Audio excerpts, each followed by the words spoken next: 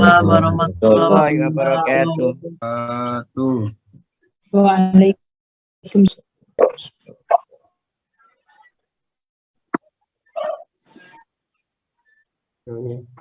Waalaikumsalam warahmatullahi wabarakatuh. Waalaikumsalam warahmatullahi wabarakatuh. Assalamualaikum. Waalaikumsalam warahmatullahi wabarakatuh. Qala rabbi israh li sadri wa yassir li amri wahlul 'uqdatam min lisani yafqahu qawli. Asyhadu an la ilaha illallah wa asyhadu anna Muhammadar Rasulullah. Allahumma shalli ala sayyidina Muhammad wa sayyidina Muhammad. Putus ya. Kedengaran enggak? Jelas. Jelas. Ustaz. Jelas, Oke. Jelas, Ustaz. Tapi videonya. Rabbi auzi'ni an askura ni'mataka allati an'amta 'alaina wa 'ala walidayna wa an a'mala shalihan tardahu wa aslih li fi dzurriyyati inni tubtu ilaika wa inni minal muslimin. Syukur kita pada Allah dengan sama-sama melepaskan adalah alhamdulillahirabbil alamin. Sabar selawat kita kepada junjungan baginda sallallahu alaihi wasallam. Allahumma shalli sayyidina Muhammad wa sayyidina Muhammad. Sebelum kita lanjutkan, jangan lupa kawan-kawan mulai pagi hari ini setelah dengan mengingat Allah dan sempurnakan proses mengingat Allah dengan sedekah subuh. Sudah sedekah subuh belum? Sudah. Anunya ini apa? Error, nggak bisa ke auto debit. Ya udah sini transfer ke saya aja, ada errornya. Iya, minta rekeningnya. Oh, no. Baik, ayah bunda yang dirahmati Allah, semalam kita sudah belajar apa-apa yang membuat kita dilaknat sama Allah. Karena perbuatan Dosa, ya kan? Apa-apa yang membuat kita dapatkan kemuliaan, kebahagiaan, atau kemenangan? Taat. Nah, kalau yang ingkar sudahlah, ya kan? Sejak awal ingkar. Tapi iblis tetap tak tinggal diam. Oh, ada orang-orang yang kita sama-sama tahu di akhir hayatnya, ya kan? Akhirnya amalannya tuh angus, amalannya sia-sia. Dia pulang kepada Allah dengan satu kebangkrutan. Allah sudah firmankan di surah Al-Kahfi, surah ke-18, ayat ke-103.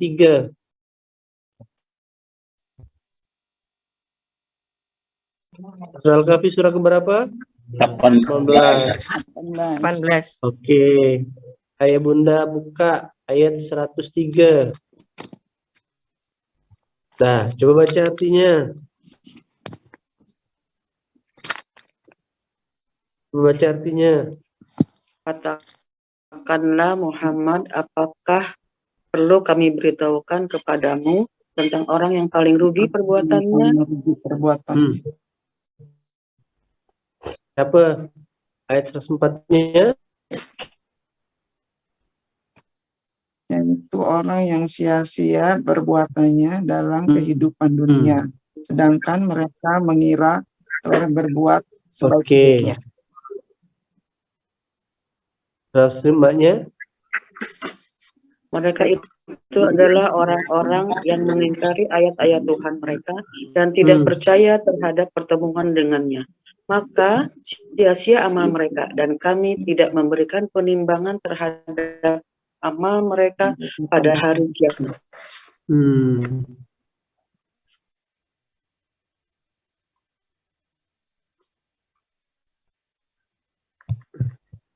Orang-orang yang sia-sia amalnya, yang mengingkari ayat Tuhan mereka dan tidak percaya terhadap pertemuan. Jadi ingat ya, ada ayat tentang orang-orang yang paling rugi perbuatannya, yang sia-sia perbuatannya di dunia, sedangkan mereka mengira telah berbuat baik. Inilah yang namanya bangkrut. Oke, namanya bangkrut. Oke. Lanjut lagi, mundur lagi. Surah 5 ayat 5. Surah 5 ayat 5. Maidah. Al-Maidah. Coba bacakan. Pada hari ini Pada hari ini dihalalkan bagimu segala yang baik-baik. Makanan sembelihan ahli kitab itu halal bagimu dan makananmu halal bagi mereka.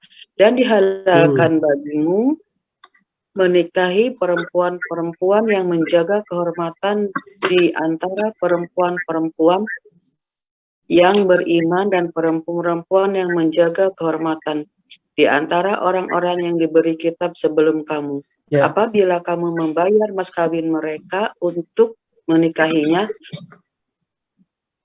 tidak dengan maksud berzina dan bukan untuk menjadikan perempuan piaraan. Barang siapa kafir setelah beriman, maka sungguh sia-sia amal mereka dan di akhirat dia termasuk orang-orang yang rugi. Nah, dari dua ayat ini disebutkan mereka ini orang yang sebelumnya beriman atau tak beriman? Nah, beriman. Jadi setelah episode taat, setelah episode beriman, tak cukup dengan beriman. Ada episode lagi yang dipropaganda sama iblis, episode kafir setelah beriman. Ini jauh lagi. Nah, itulah episode merasa betul. Nah, maka hari ini saya mau cerita ke kawan-kawan apa sih hal-hal yang membuat kita itu akhirnya dibangkrutkan Allah. Hal-hal yang membuat kita akhirnya jadi kehilangan catatan kebaikan yang sudah dikerjakan.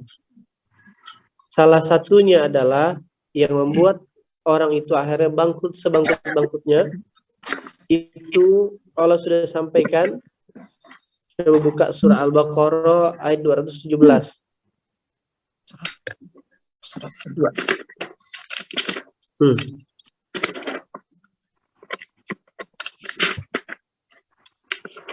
Coba. Mereka bertanya kepadamu, Bacakan.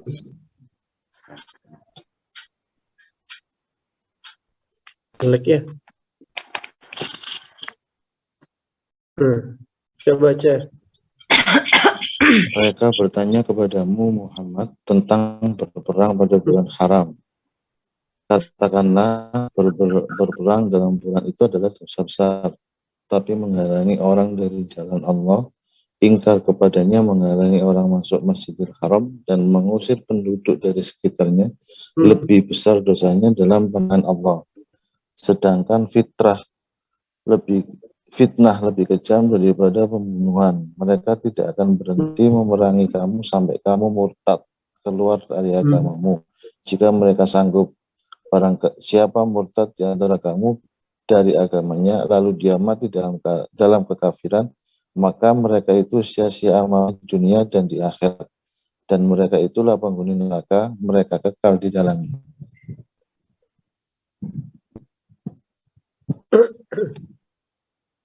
Kenapa di situ ada kata-kata fitnah itu lebih kejam daripada pembunuhan? Coba ada yang bisa ceritakan enggak? Apa fitnah itu lebih kejam daripada membunuh? Apa lagi kira-kira? Karena kalau difitnah itu mungkin dia masih hidup dan merasakan malu dan pedihnya difitnah, Ustadz, daripada dia dibunuh kan mati gitu. Udah nggak ada lagi yang dirasa barangkali. Kali gitu. Jadi lebih baik dibunuh cuman fitnah itu ya. Udah merasa malu dan sebagainya. Nah, akhirnya Allah sampai sebutkan lebih kejam membunuh tuh. Nah, akibatnya mungkin lebih besar, lebih menderita. Ya, hampir betul, lebih betul. Ayo, akibatnya mungkin lebih besar. Terus? Akibatnya lebih besar. Fitnah itu lebih besar akibatnya, dampaknya kepada orang yang diberikan, karena biasanya bisa menghancurkan, bahkan menggagalkan segala program yang direncanakan. Saya juga kadang-kadang menghancurkan rumah tangga. Nah, jadi Inilah salah satu tipu daya iblis yang membuat kebaikan-kebaikan yang sudah kita kerjakan jadi rusak, jadi hangus, jadi tak bernilai kawan-kawan. Nah, Kak Gaisa, fitnahnya dosanya berantai Ustadz. Ya, efek yang ditimbulkan dari fitnah itu jauh lebih dahsyat. Contoh, kalau membunuh tadi itu hanya personal ini aja yang dampak. Tapi ketika kena fitnah, berarti kan sebenarnya bukan hanya status orang itu yang kena, tapi kita sedang membangun opini untuk orang lain punya perspektif yang buruk juga terhadap orang tersebut. Betul kan?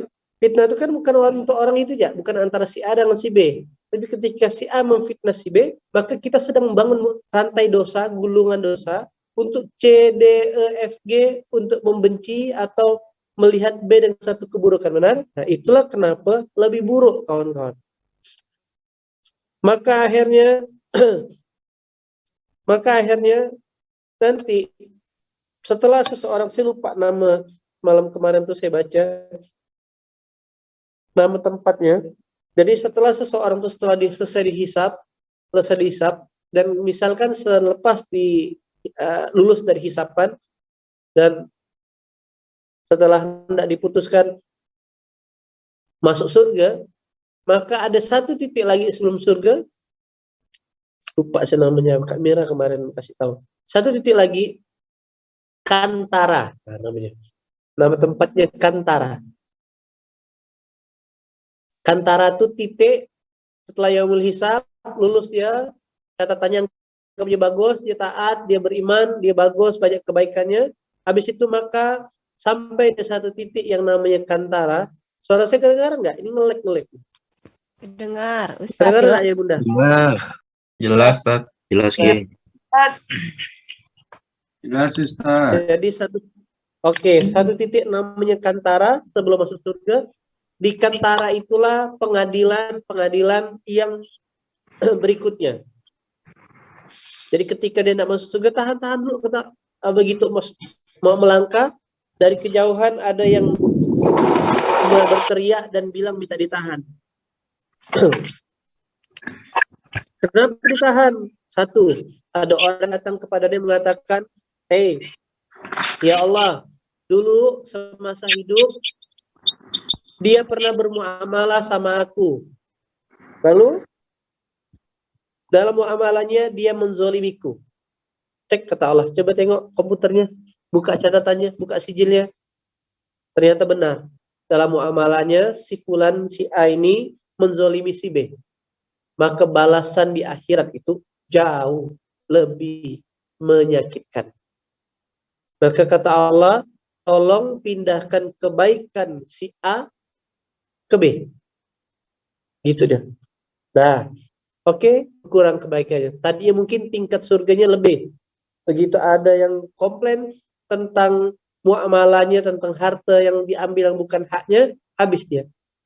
Nah, itulah penting sekali lagi. Banyak orang tidak sadar maksiat dalam muamalah. Oke. Lalu akhirnya pas masuk lagi, datang lagi. Jangan stop ya Allah. Kenapa apalagi ini? Dia ya Allah, semasa hidupnya pernah mengeluarkan kata-kata yang membuat akhirnya aku jadi terfitnah. Nah, maka begitu dicek tak cukup. Efek fitnah yang disebabkannya akibat si B ini membuat si A ini kena pecat. Dari kena pecat ujung-ujungnya efeknya adalah keluarganya kelaparan. Keluarganya kelaparan, akhirnya anaknya putus sekolah. Begulung efeknya. Sampai akan ada yang masuk penjara. Maka kalau begitu ditimbang, ternyata pun tidak ada, masih sisa kebaikannya yang terjadi dosa-dosa si A, Allah pindahkan ke si B. Nah, itu tuh mengerikan. Nah, ada enggak kejadian seperti ini di muka bumi ini? Ada, dan itu sudah berulang di Quran. Allah sudah sampaikan di Quran kisahnya. Lihat sinyalnya ya.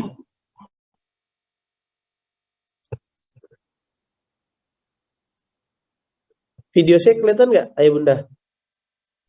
Enggak kelihatan. Belum muncul Kiai.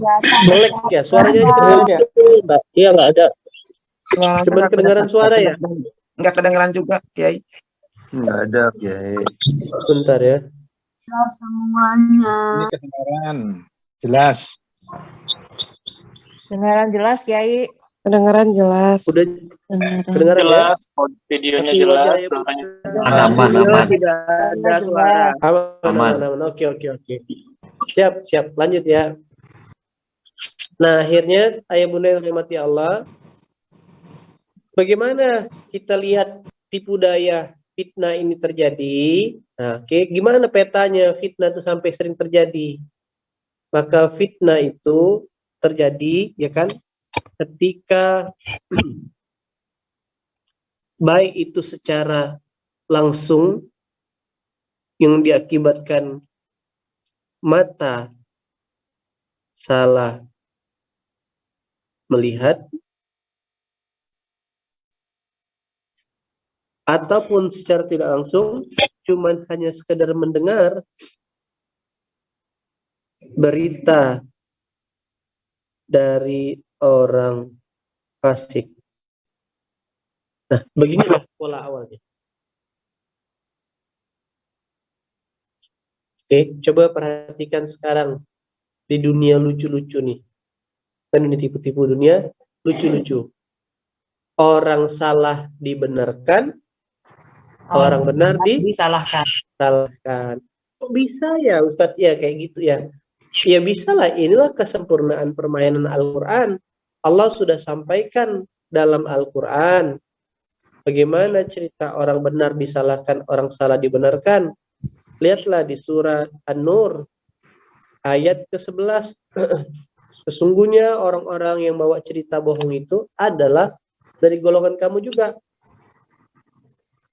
Ini kisah yang sangat masyhur di mana Abdullah bin Ubay memfitnah Aisyah gara-gara Aisyah bersama Rasulullah dan pasukan berjalan, ada barang Aisyah ketinggalan.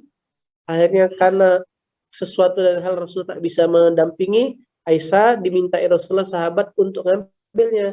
Difitnahlah Aisyah selingkuh. Oke.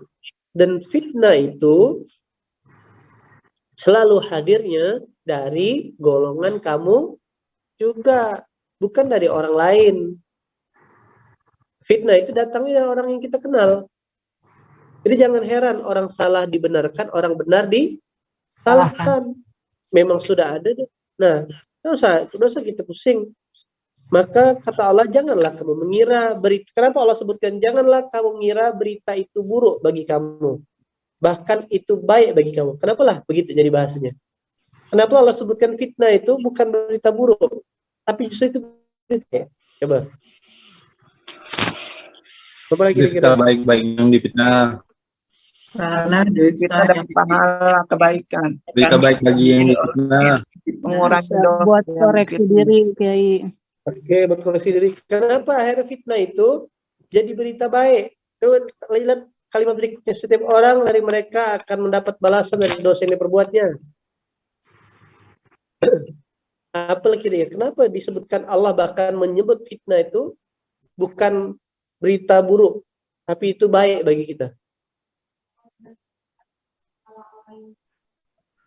Nah, tadi jadi kata guru saya bilang salah satu amalan yang kita tidak perlu capek-capek mengerjakannya, tidak perlu berlelah-lelahan mengerjakannya, tiba-tiba dapat transferan catatan, itulah fitnah. Dapat amalan. Enak kan? Dia tidak perlu capek bangun malam, tidak perlu capek sedekah, tidak perlu capek baca Quran, tiba-tiba penuh saldo catatan soleh amal kita.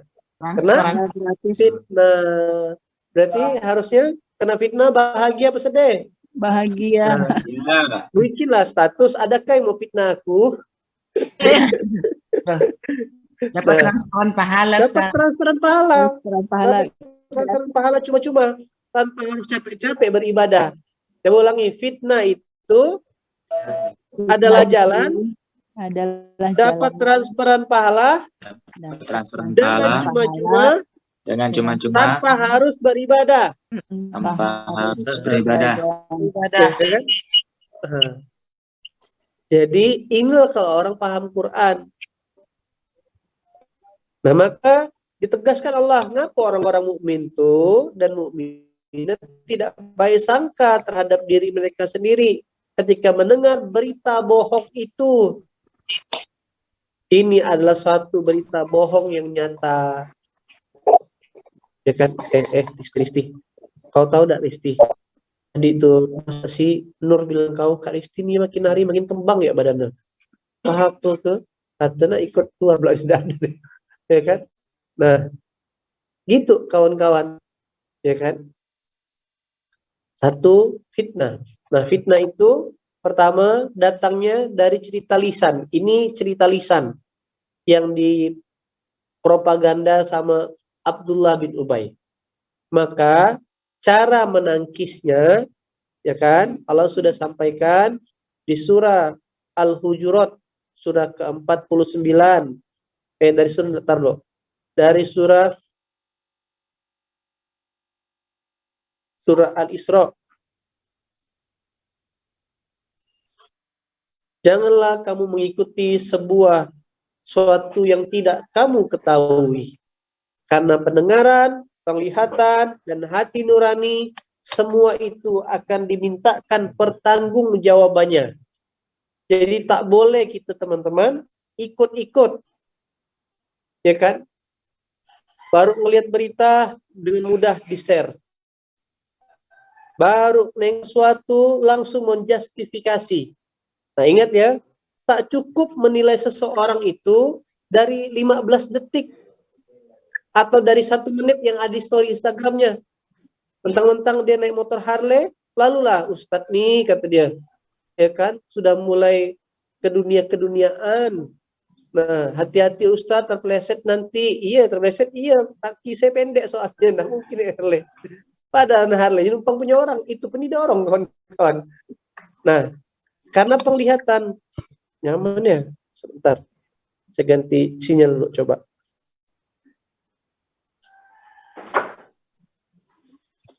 Kita ganti sinyal.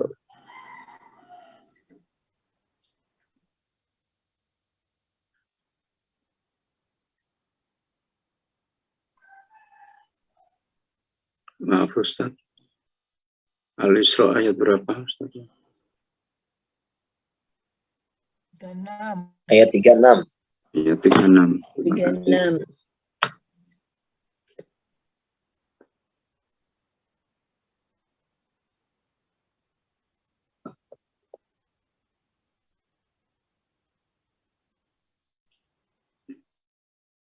Bisa membaca. Nah, jadi di surah Al-Isra ayat 36 ini kata Allah, wala taqfu ma laisa laka bihi ilm. Jangan ikut-ikut apa yang kau tidak tahu. Inna sam'a, pendengaran, ya kan? Wal absara, penglihatan, wal fu'ada qulub, ulaika kana anhu mas'ulah. Dan hati nurani semua itu diminta pertanggungjawabannya. Jadi jangan ikut-ikut. Pokoknya gini dalam prinsip hidup. Selama tidak ada hubungannya dengan surga dan tak rasa-rasa tak ada faedahnya, jangan ikut-ikut. Jangan nge-share, jangan nimbrung, jangan cari tahu gitu loh kawan-kawan. Nah, maka habislah setiap detik, setiap menit kehidupan kita nih hanyalah untuk mengerjakan amal kita. Apa yang buat orang ikut-ikutan dalam sesuatu yang sia-sia? Dia tidak punya planning hidup. Coba kalau dia punya rencana hidup hari ini, tidak sempat untuk nimbrung membicarakan hal-hal yang tidak penting.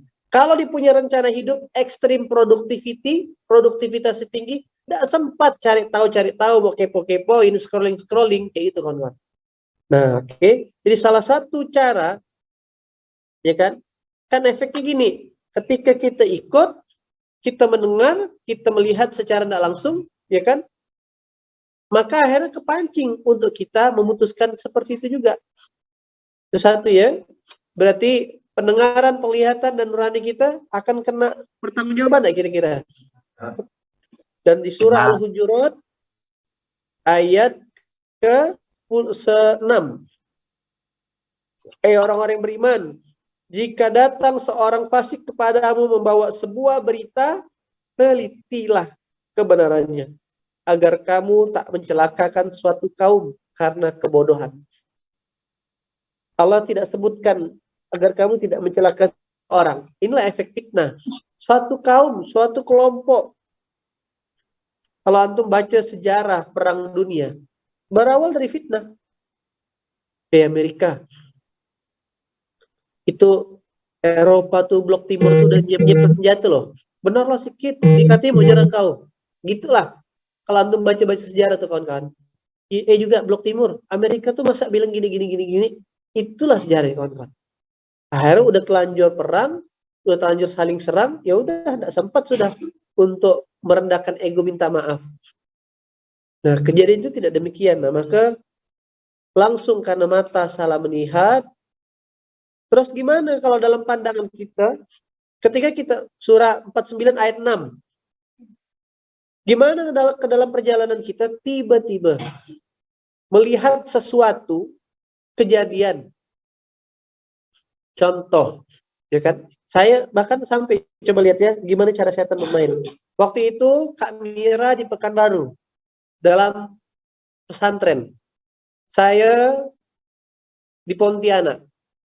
Hebatnya, tiba-tiba waktu Ramadan sampai diberi Kak Mira, tadi Abi bawa cewek siapa sholat tarawih.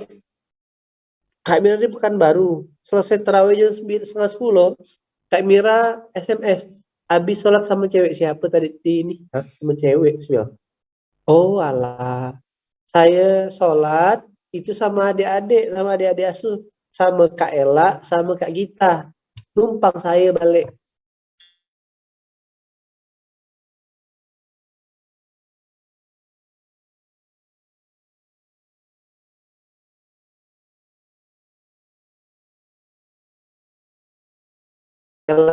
Istri Bang Beri cukup masih SMA.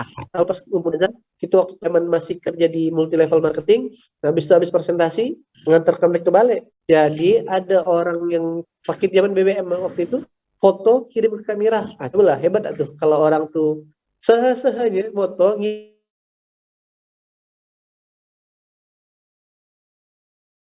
kan tak tahu siapa gitu kan. Nah, untungnya clear. Coba kalau yang nerima berita juga tak perhatikan surah Al-Fusilat, Al-Hujurat tadi, main langsung beri-beria. Oh gitu ya, kita tak ada di Pontianak, di jalan cewek, 2 lagi ceweknya tuh, coba. Assalamualaikum enggak kira-kira? Assalamualaikum. Maka mata itu menipu kawan-kawan. Ya kan? Udahlah, kan udah minta ampun sama Allah mata ini untuk dilihatkan yang baik-baik. Jangan lihat yang buruk-buruk. Jadi ketika maka cara terbaik ketika ada keburukan yang nampak dalam mata kita, cara terbaik ketika ada keburukan supaya kita tetap dapat catatan pahala dengan cara mendoakan. Meskipun itu benar misalkan. Meskipun itu benar. Tanpa saja aib gitu ya, tanpa saja bukan minta. Nah, maka cara terbaik supaya aib itu kita sudah dapat catatan pahala, maka doakan. Jadi supaya kita tak terjebak dengan episode fitnah, satu, ketika mata melihat, maka doakan, melihat maksiat. Terus gimana ketika mendengar berita yang buruk? Maka jawabannya periksa dulu, jangan langsung percaya. Kalaupun valid, kesalahannya doakan lagi. Nah, gini kawan-kawan. Nah, beda halnya, screen-nya tidak muncul ya? Ya, screen-nya muncul kayak. Oke. Nah, ini kan tadi tuh, ini berita, ini peristiwa.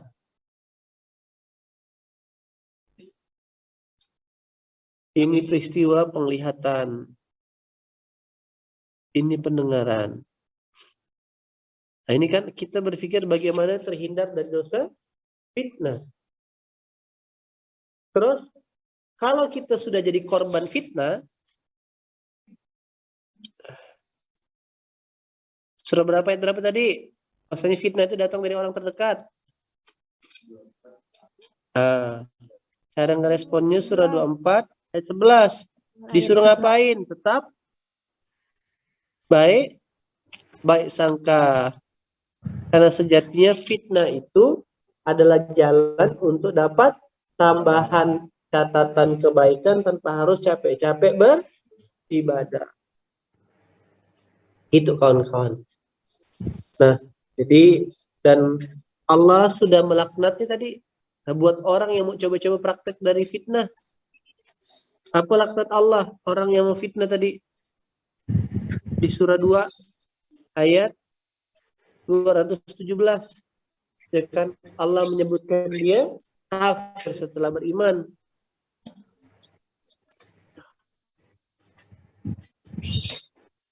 Nama tempat hisabnya Kantara.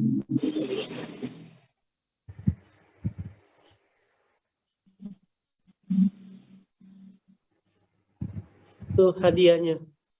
Mereka itu mati sia-sia, amalnya di dunia dan di akhirat. Jadi orang-orang yang fitnah tuh kawan-kawan, di dunia aja, sia-sia dah catatan amalnya. Tak dapat balasan deh. Coba-coba antum perhatikan. Orang-orang, mungkin antum pernah terekam dan melihat orang yang akhirnya sibuk memfitnah, orang yang dicabut kebahagiaannya sama Allah, dicabut kenikmatannya. Dan Allah sebutkan, kekal. Wa ulaika ashabun nar hum fiha khalidun. Ya. Nah, lalu ada mungkin orang tuh tak sengaja memfitnah, ada kira-kira.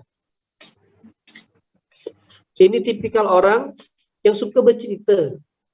Saking tak ada topik cerita, cari cerita yang hot supaya didengarkan. Kau tahu enggak? Kau tahu enggak? Tuh. Ini kita-kita aja ya. Ini kita-kita aja ya.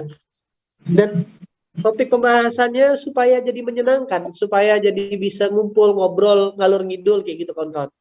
Tapi ternyata topik pembahasannya itu tanpa sengaja fitnah. Aku lihat loh, dia tadi malam tuh jalannya bukan sama istrinya loh. Aku lihat loh, dia tuh bawa amplop loh. Aku lihat loh, dia tuh datang ke ruang atasannya berdua aja loh ngobrol.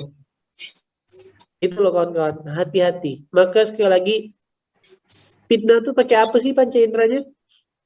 Pakai mulut. Nah, maka kalau rasa-rasa tak penting-penting ngobrol, tak usah ngomong. Nah, balik lagi, kalau antum punya extreme productivity, kawan-kawan, ini saya berbicara supaya kita tidak terjebak mempraktek sebagai fitnah. Kalau punya extreme productivity, tak sempat ngomong yang tak-tak. Macam mana? Wong ada target istighfar 1000 kali, selawat 100 kali, murojaah, nambah hafalan, one day one juice. Sempat tak kira-kira gitu? Tak sempat kawan-kawan. Itu ya kadang kurang waktunya. Zikir pagi, zikir petang, cukup tak kira-kira? Terpotong panting kita berjuang kerjakannya kan. Nah, begitulah harusnya kita melatih diri ini. Nah, saya termasuk orang itu kenapa saya jarang nongkrong. Afwan ya buat teman-teman yang suka nongkrong ya kan. Kalau dalam rangka kerja ya silakan alhamdulillah. Tapi ketika healing cuma nongkrong, ngopi, ya kan ngeteh, apalagi itu namanya ya kan, ngebajigur misalkan. Apa kalau di Jawa Barat kan minuman jahe itu bajigur namanya kan, bukan bajingan ya, bajigur. Nah, karena selalu ada celah iblis untuk lakukan itu kawan-kawan. Berarti tidak ada pembicaraan yang positif selain pembicaraan yang ngajak ke jalan Allah. Tapi kalau niat nongkrong seperti itu tak dapat apa-apa, mending selesaikan program personal dulu gitu lah kitanya. Karena selalu ada cerita iblis untuk ngomporing ngipasi keluar ya lisannya tuh. Ngomong-ngomong udah ngomong tentang kerjaan, ngomong-ngomong tentang kebaikan. Ngomong-ngomong kita tahu enggak yang kemarin tuh? Panjang habis itu. Ayo kata iblis, habis kawan-kawan. Ya. Nah, jadi agar kita terhindar daripada peta permainan iblis yang membuat amalan kita dirusak. Kita udah sholat, kita udah ngaji, itu kenapa ada musuh kebaikan yang paling tinggi namanya mukmin yang hasad. Nah itu dia, ya kan? Nah, maka hati-hati dalam melihat peristiwa. Satu, ketika mata dipakai untuk melihat, maka lihatlah yang baik-baik. Ada keburukan, doakan. Ketika dengar berita yang buruk-buruk, periksa dulu. Surah 49 ayat 6. Lalu bagaimana kita bisa tetap silaturahmi tanpa membicarakan orang lain, Kiai? Coba perhatikan. Rasul dan sahabat tuh silaturahminya berkualitas atau cuma ngumpul-ngumpul gitu ya? Nah, maka makna silaturahmi ini yang harus kita perbaiki. Silaturahmi terbaik itu majelis, ya kan? Itulah datang menuntut majelis ilmu. Jadi intensitasnya sahabat bersama Rasulullah lebih banyak dalam majelis ilmu. Ada ceritanya. Kalaupun ngobrol duduk, ya kan? Di majelis ilmu itu minimal lebih banyak jumlah malaikat paling tidak. Minimal bertambah keimanan. Kira-kira mungkin enggak ngomongkan burukan orang? Walaupun ada tuh ya memang tanda kutip ya boleh dibilang mungkin apa ya, kalah lah dia. Tapi ketika kita datang ke majelis silaturahmi niatnya untuk kebaikan, maka yang kita omongkan kebaikan apa keburukan? Kebaikan. Nah, itu Bunda Suharti ya. Terima kasih. Ya, sama-sama. Jadi tetap silaturahmi. Nah, maka saya pun sama. Tak ada cerita lain. 2-3 tahun terakhir ini kehidupan saya, buat yang pernah safar sama saya, dari pagi sampai malam tuh ceritanya di taklim ya. Nah, itulah silaturahmi saya. Taklim dari taklim ke taklim, dari taklim ke taklim. Belum bisa ngisi taklim antum. Ikut taklim, belajar. Kayak gitu kawan-kawan. Jadi orang mau ketemu saya, izin Ustadz, izin silaturahmi, datang saya bilang kajian subuh. Nah, gitu silaturahminya. Ya kan? Kalaupun bahas pekerjaan, oke, ba'da asar saya bilang. Nah, jadi jadwalnya kayak gitu yang saya buat. Oke, jadi saya coba simpulkan, hati-hati dengan prosa amal. Prosa amal namanya salah satunya menunya namanya fitnah. Surah Al-Baqarah ayat 17. Lebih parah daripada bunuh. Kenapa? Karena efeknya bukan hanya dia personal, tapi efeknya mengajak orang lain juga bermaksiat, betul? Oke. Terus bagaimana cara menghindarinya? Maka fitnah itu awalnya dari sebuah respon. Mata yang salah melihat, telinga yang salah mendengar. Kalau mata salah melihat, ya kan, lihatlah. Memang benar kejadiannya, doakan. Kalau telinga salah mendengar agar tak salah, maka di surah Al-Hujurat ayat 6. Telinga tadi itu, surah 17 ayat 36. Perhatikan dulu, jangan ikut-ikutan. Kalau telinga, surah 49 ayat 6. Dengar lo berita orang tuh. Karena memang kerjaannya, sebagaimana surah 6 ayat 112. Iblis suka datangnya bisik-bisik. Nah, kayak gitu kawan-kawan. Respon dulu. Dan, nah, kedua hal ini diproses sama mulut. Nah, kunci lagi, niatkan mulut. Cuman ngomong yang baik-baik. Di mana ayatnya? Surat 33 ayat 70-71. Nah, yang fitnah tuh, yang memfitnah, yang menyebabkan fitnah mata dan telinga, yang memfitnah adalah mulut. Coba ulangi. Yang menyebabkan fitnah mata dan telinga, yang memfitnah adalah mulut. Nah, maka filter pertama matanya, jangan ikut-ikutan. Surah 17 ayat 36. Telinga periksa dulu. Surah 49 ayat 6. Hati-hati dengan bisik-bisik. Nah, maka mulut dikunci lagi. Ada 3 ayat dah mengunci panca indera kita. Ngomong yang baik-baik. Qulu qaulan sadida. Ya ayyuhalladzina amanu taqullah wa qulu qaulan sadida. Beriman dan takwalah kepada Allah dan ucapkanlah perkataan yang baik-baik. Yuslilakum a'malakum. Allah akan perbaiki amal-amalmu. Wa yaghfir lakum dzunubakum, dan mengampunkan dosa-dosamu. Wa may yuti'illaha wa rasulahu, barang siapa ikuti Allah dan Rasulnya, faqad faza fauzan azima, maka bagi dia kemenangan yang agung. Berarti kalau lisannya memfitnah, lisannya ngomongkan orang, maka terbalik gak dia? Bukan yuslilakum amalakum, justru terbaliknya. Allah justru merusak catatan amalnya. Inilah jadi bangkrut. Hanya gara-gara lisan. Lisan yang sama bisa merubah hidup dengan doa. lisan yang sama bisa menghancurkan hidup dengan fitnah. Betul? Lisan yang sama bisa diperbaiki amalan, lisan yang sama bisa membuat kebangkrutan kita saat di akhirat kelak. Yusrilakum a'malakum. Diperbaiki amalannya. Itu kalau betul ucapannya. Kalau salah, dirusakkan amalannya. Yaghfir lakum dzunubakum. Diampunkan dosanya. Kalau rusak omongannya, maka ditambah catatan dosanya. Itu cara berpikir yang kotor. Lalu bagaimana kalau kita kena episode fitnah? Kitanya malah jadi korban. Tidak usah khawatir. Kalau sebutkan. Tetap baik. Sangka surah An-Nur ayat 11. Nah, itu rumusnya. Itu Kiai ada guru taklim saya difitnah, mengambil hak anak yatim katanya. Apakah saya boleh menanyakan kebenarannya ke guru saya? Mohon masukannya Kiai. Boleh, kalau hanya untuk bertabayun silakan, ya kan? Silakan sekali. Jadi artinya jadi saksi kakak, Kak Nunung jadi wasilah untuk meluruskan, mendamaikan. Ada enggak ayatnya Kiai? Ada ayat untuk mendamaikan dua belah pihak yang sedang berselisih. Surah 49 ayat 10. Orang-orang mukmin itu bersaudara, damaikanlah di antara kedua saudaramu yang berselisih. Bertakwalah. Maka cara mendamaikannya disuruh bertakwa dua-duanya agar dapat rahmat. Nah, balik cerita semalam, kejadian Kiai kena fitnah karena makan harta anak yatim sudah Allah sampaikan di surah 42 ayat 20 yang kita cerita semalam. Kali ini surah 25 ayat 20. Setiap manusia akan diuji dengan manusia yang lain.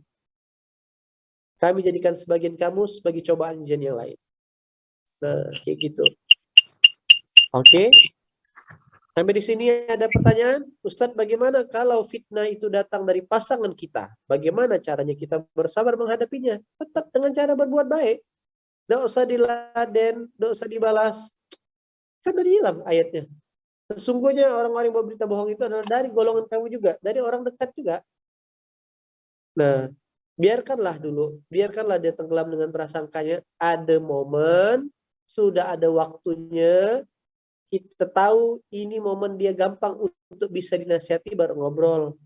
Mama, Papa, kemarin tuh kalau tidak salah Mama dengar, Papa dengar, Mama tuh mikirnya kayak gini. Boleh enggak Mama cerita? Ada. Jadi cara terbaik jangan konfrontatif, karena tidak ada nasihat tuh dengan konfrontatif yang bisa masuk ke kepala orang. Nasihat terbaik adalah dengan nasihat merendahkan hati. Ya kan, dan itu yang dilakukan Rasulullah. Nah, mohon maaf, bukan Pak, kenapa Abang ngomong gitu? Kenapa Abang ngomong gitu? Kenapa Abang ngomong kayak gitu? Mama ngomong kayak gitu? Itu berarti langsung menyalahkan. Karena psikologis manusia tuh makin disalahkan, makin dia berontak balik. Jadi Pak, kalau Papa berpikir demikian, kalau Abang berpikir demikian, kebenaran kejadiannya A, B, C, D. Nah, kalaupun ada informasi yang kurang tepat dan memutuskan demikian, wallahu alam. Tapi saya sayang sama kakak, sayang sama abang, sayang sama papa, sayang sama mama, biar papa, mama tidak, biar orang antum tidak. Itu dilakukan guru saya. Jadi guru saya itu sudah sampai di level dengan pasangan. Itu adalah kerabat dekatnya. Sampai di level pengadilan. Nah, itu di teleponnya, Bang, saya ini kalau misalkan pakai Quran level 1, saya untung abang fitnah saya, gitu kata guru saya. Untung saya. Lalu karena saya sayang sama abang, pengen masuk surga sama-sama, tak mau amalan abang kepindah ke saya. Gini kejadiannya. Apalah abang fitnah, rugi nanti hidup abang. Nah, akhirnya udah kalah malu, sudah sampai di pengadilan. Sampai di pengadilan di last minute ternyata faktanya salah. Nah, akhirnya tapi udah telanjur diputuskan. Selesai kejadian itu hidupnya sengsara, jatuh, bangkrut, miskin. Karena tidak Allah bilang. Dia hina di dunia juga. Itu. Dia bermasalah juga di dunia. Surah Al-Baqarah 217 tadi. Gitu kawan-kawan. Gitu ya Kak. Tolong lihat resumnya. Oh, Ini dia. Tanya Kiai, bagaimana kalau fitnah ke kita, respon kita marah, apakah transfer pahala masih bisa mengalir? Wallahu a'lam.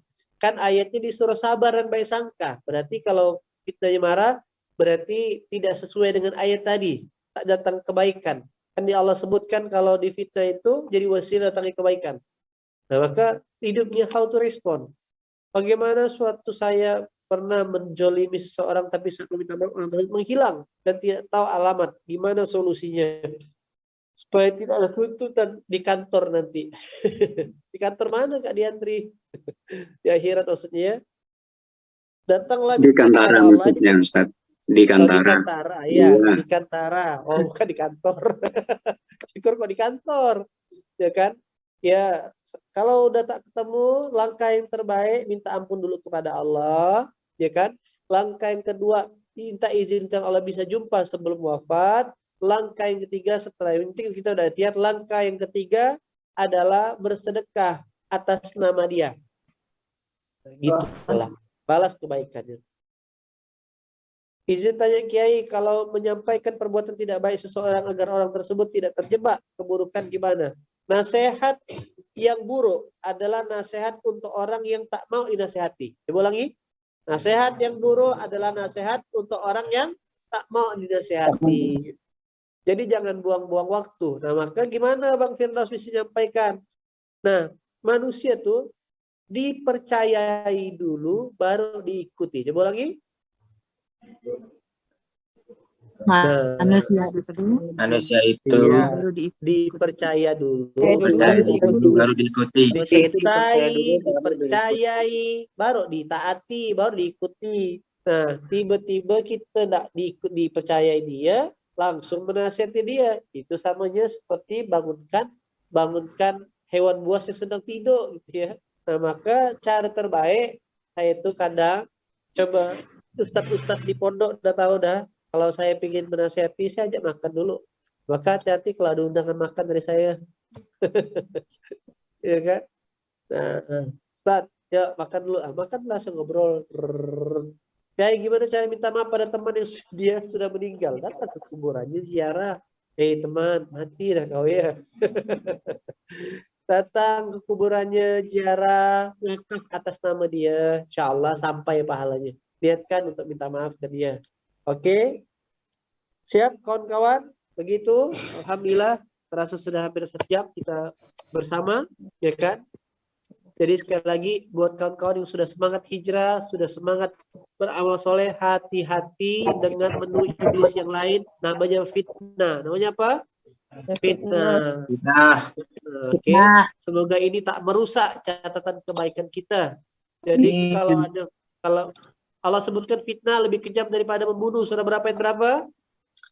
Surat kes 217. 217, ya kan? Nah, asbab musabab fitnah itu ada peristiwa dari penglihatan dan pendengaran. Kalau ketemu peristiwa penglihatan, maka apa yang dilakukan? Doakan. Jangan ikut-ikutan. Jangan surah berapa ayat berapa jangan ikut-ikutan? Surah 17 ayat 36. Terus kalau ada berita-berita kita tak lihat kejadiannya, tapi ada tukang kompor berita dari reporter CNN cerita nambah-nambah, ya kan? Nah, maka validasi dulu beritanya. Surah berapa ayat berapa validasinya? Ayat 6. Oke. Lalu panca indera yang menjadi mesin fitnah ini namanya mulut. Apa yang dilakukan dengan mulut? Berkata yang baik-baik. Surah berapa ayat berapa? 33. Lalu bagaimana kalau kita jadi korban fitnah? Ya kan? Surah berapa? 24 ayat 11. Oke. Nah, itulah dia. Walaupun belum hafal bahasa Arabnya, minta Allah pelan-pelan, tapi minimal sudah mengunci, sudah menandai, sudah ngasih titik-titik daripada pesan-pesan Quran tadi. Begitu ayah bunda yang dirahmati Allah. Makasih banyak. Jazakumullah khairan katsiran. Assalamualaikum warahmatullahi wabarakatuh. Waalaikumsalam warahmatullahi wabarakatuh. Waalaikumsalam warahmatullahi wabarakatuh. Sehat selalu, Kiai. Salam. Sehat Ustaz. Terima kasih Ustaz. Terima kasih, Pak Ustaz.